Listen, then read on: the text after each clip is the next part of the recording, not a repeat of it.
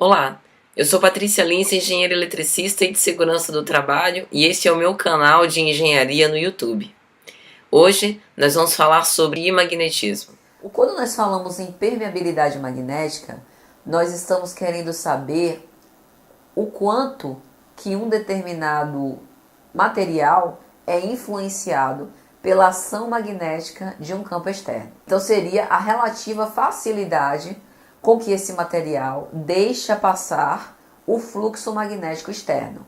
Portanto, permeabilidade magnética pode ser definida como o valor magnético de um determinado material.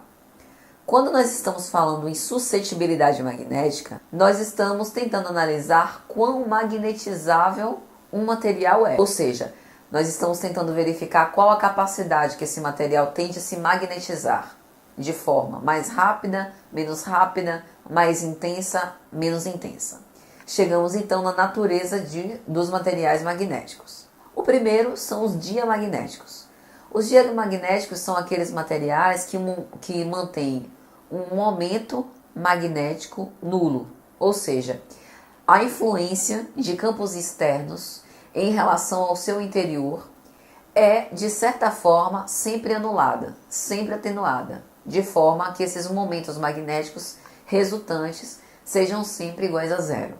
Quando nós analisamos a natureza dos materiais paramagnéticos, nós observamos um fenômeno interessante, que a ação ou desdobramento de um campo magnético externo nesses materiais faz com que o campo magnético aumente, de forma a se alinhar com as linhas de campo do próprio campo magnético externo. Nós temos também a natureza de materiais ferromagnéticos. Nesses casos, nós temos chamados domínios muito mais magnetizáveis, muito mais influenciáveis em relação aos campos magnéticos externos. Em geral, esses materiais são explorados pela indústria, pela engenharia elétrica, para fazer com que as linhas de campo de determinados equipamentos sejam ainda mais intensificadas com um fim útil para aquele equipamento.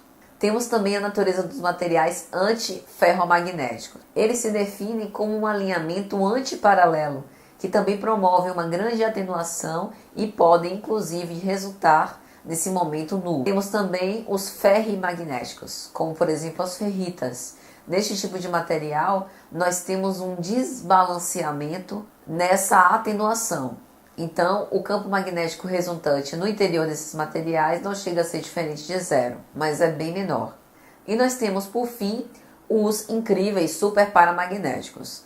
Nestes, que é o exemplo, por exemplo, das fitas magnéticas, nós temos elementos ferromagnéticos que estão incutidos em matrizes não ferromagnéticas e que, portanto, conseguem preservar naquele magnetismo uma determinada informação. E isso pode ser especialmente útil em alguns casos. Então, por que nós fizemos toda essa explanação com respeito à força magnética e ao magnetismo? Para que nós possamos, à luz da ciência física, entender como esse fenômeno material se comporta. Entender que há corpos, há conjunturas, retículos cristalinos, conjunturas de materiais, arranjos cristalinos que favorecem as características magnéticas e outros que se opõem, de forma que o campo magnético externo tenha uma ressonância naquele corpo, naquela matéria, e em outros casos até intensifique esse campo magnético que recebe, e em outros casos anula os seus efeitos. Esse material foi útil para você? Compartilhe com seus amigos. Um abraço e até a próxima.